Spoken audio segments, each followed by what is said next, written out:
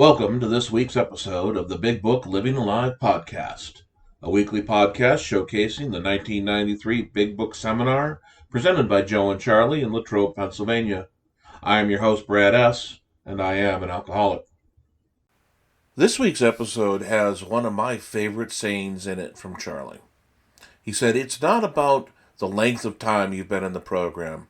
It's about the quality of time you've made the program give you." Yes, I'm paraphrasing a little bit, but I really do love that.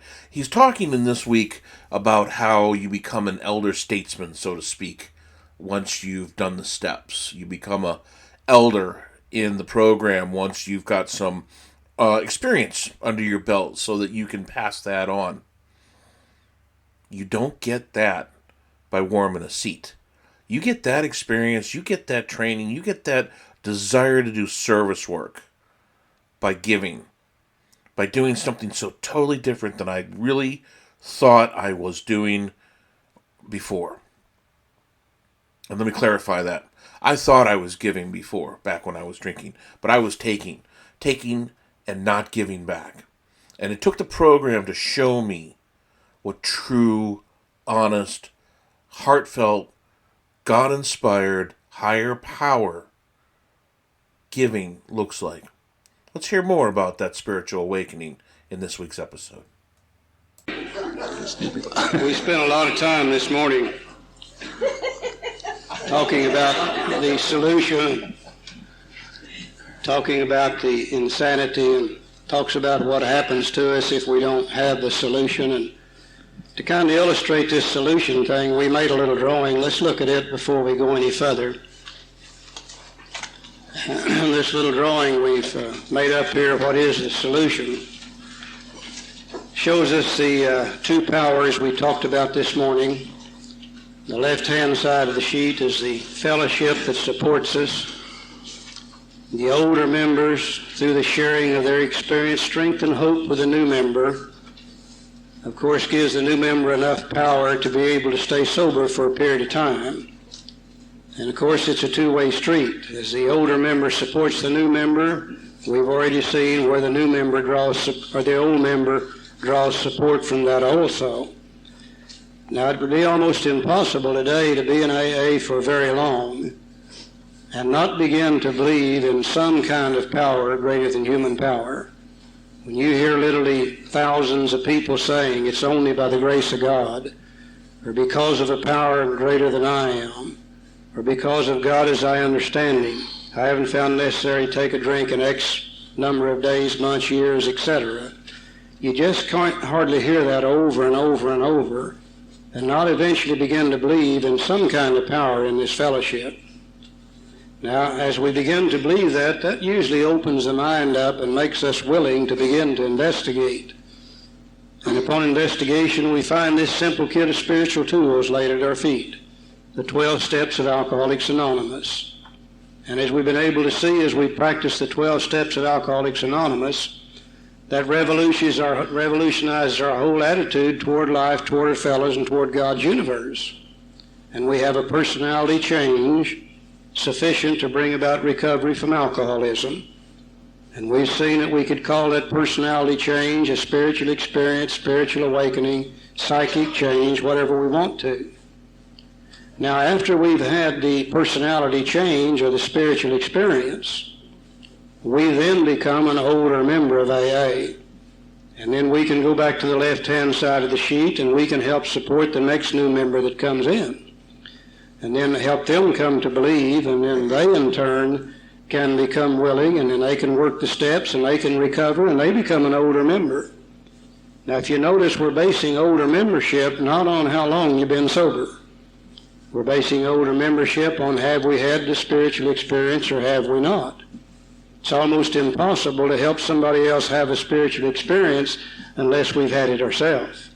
It's impossible to help them work the steps unless we've worked them also.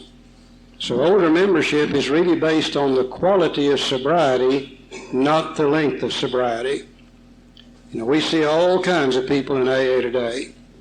Sometimes you see people that's been in here maybe 6 months. They've got a good sponsor, they've got into the steps, they've worked the program, they've had a vital spiritual experience, and they're entirely different people, and they are a delight to behold.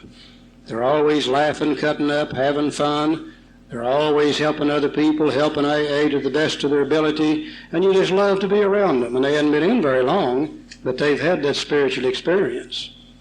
Then you see some in AA that's been in 4, 5, 6, 7, 8, 10 years. They've kind of treated it like a cafeteria. They've taken what they wanted, they've left what they wanted. They're better than they used to be, but you never know what kind of shape they're going to be in the next time you see them. One day they're up, one day they're down, and you never know what you're going to run into. Then you see some that's been around 15, 16, 18, 20 years. Never worked a step, period. Stayed sober on fellowship only. And they're the ones that usually say, "My God, if you want what we've got, and you're willing to go, you're..." Some of those guys, they feel so damn bad, you know they'd feel better if you bought them a drink. You'd like to help them out, you know. So we're really basing this on whether we've had this spiritual experience or whether we haven't. We also could see through chapter 3 what's going to happen to us now if we don't have that vital spiritual experience. Because of our insanity, if we feel bad long enough, eventually we begin to think about drinking. Next thing you know, we become insane. We believe it's okay to drink, and we'll find some reason or some excuse, and we'll go right back to drinking every time. Now, if you're the kind of alcoholic that I am, and if you'd been raised in the kind of setting that I was raised in as a kid growing up and the church that I went to, if you have really read and studied this book up to this point, and you've gone all the way through chapter 3, and you realize that if you don't have a vital spiritual experience, you're probably going to go back to drinking, then you're going to find yourself in one hell of a shape. Because I assumed that I wouldn't be able to have the vital spiritual experience. You see, I already knew about God a long time before I got to AA. And I knew that God was hellfire and brimstone. And I knew that you go to hell for lying and cheating and stealing and drinking whiskey and committing adultery. And by the time I got to AA, I'd been doing that for about 26 years. And I knew God had already told St. Peter, when that little four-eyed sucker gets up here, send him downstairs, we'll not need his kind. Now suddenly I'm faced with, I'm going to have a vital spiritual experience, and I'm going to have to find God in my life, and would seem to be almost an impossible thing to do. I remember also as the kid growing up, like Joe was in that church, up until I was about 12 years old, I didn't really have any trouble with the rules that they put before me. You know, they told me as a kid growing up what I could do and what I couldn't do. And if I did this and this and this, everything would be okay. And if I did that, and everything was going to be bad, and I'd go to hell. And I remember one day when I was about 12 years old, the preacher looked me right in the eye, and he said, to think about doing it is just as bad as doing it. And I said, oh shit, I've had it now. Because I had been thinking about doing it for about a year. A lot. In fact, I'd been thinking about doing it long enough, I was starting to get brain damage from it. And I thought, if you're going to go to hell for thinking about doing it, then you might as well just go ahead and do it. And I did. And I didn't go to hell immediately, and I said, that sucker's been lying to me all along. And from that day on, I never paid any attention to what the preacher said, to what anybody else said, to what God's ideas were, or anything else. From that day on, I did my thing whenever I wanted to do it, how I wanted to do it, and the hell with the rest of them. Now, when I got to AA, I was 38 years old. And from age 12 until 38, I paid no attention to spirituality or God or anything else. Now, all of a sudden, I get to AA, and I'm faced with this idea of having to have a vital spiritual experience.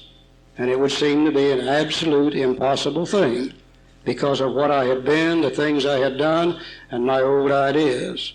Thank God Bill Wilson was a real alcoholic, because he understood exactly how I would feel. And he understood exactly how many of us would feel when we got to AA about spirituality.